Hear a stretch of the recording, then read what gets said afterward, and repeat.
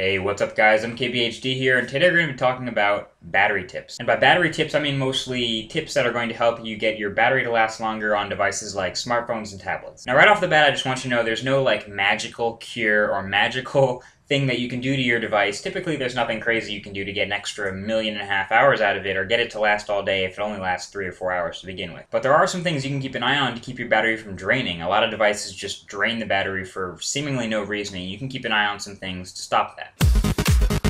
First thing you want to note is the radios in your device. Are you using a 4G device or a 3G device or an HSPA Plus device, or are you keeping it on Wi-Fi only? For the most part, and this is a general rule, 4G radios use the most amount of power, and that uses a little bit more than 3G radios, and those 3G radios use a little bit more than Wi-Fi only radios. If you have a 4G device, keeping it on your Wi-Fi network when you're at home is going to save a lot of battery. If it's only a 3G device, switching it to Wi-Fi may get you a little bit more battery, but it won't be as drastic of a difference. And if it's a Wi-Fi only tablet, some tablets actually have the option to turn off Wi-Fi when they're asleep. This will probably stop you from getting notifications if you need that internet access to get your app data, but you'll be able to get a little bit more battery if you turn Wi-Fi off when the device is asleep. But as a general rule of thumb, disable any radios that you're not using, like Bluetooth or GPS if you don't need it, or things like that.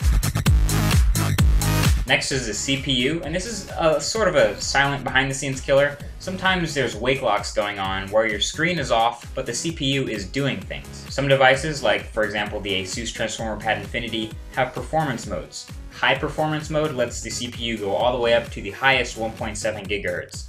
Balanced mode will let it go up to maybe 1.4 GHz, and battery saver mode will tend to limit it to more like 1 GHz. The harder your CPU is working, the more cycles it's going through, the more battery you're going to be using. So as a general rule of thumb for CPU, basically try to keep it as low as you need to if you're losing battery life.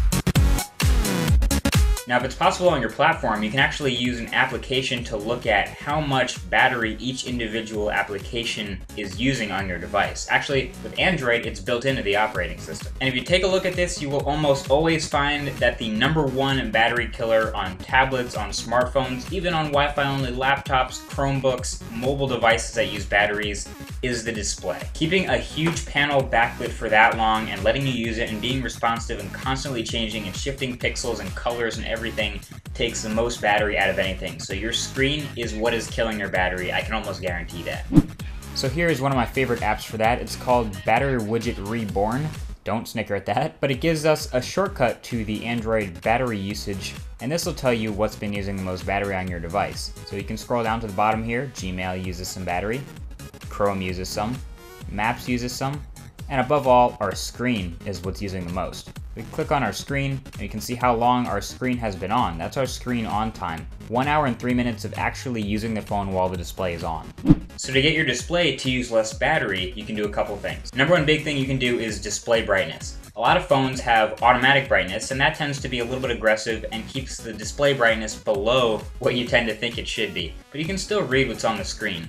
Second thing you can do is just use manual display brightness. So if you know that you're going to be going outside, you can turn up the display brightness, but as soon as you come back indoors, you can turn down the display brightness because you don't really need it that bright indoors. The second thing is screen timeout. And your screen might time out after maybe 30 seconds or a minute after you don't do anything and it just turns the display off. And that might not seem like a lot, but you can actually turn that down on pretty much every device out there that has a screen.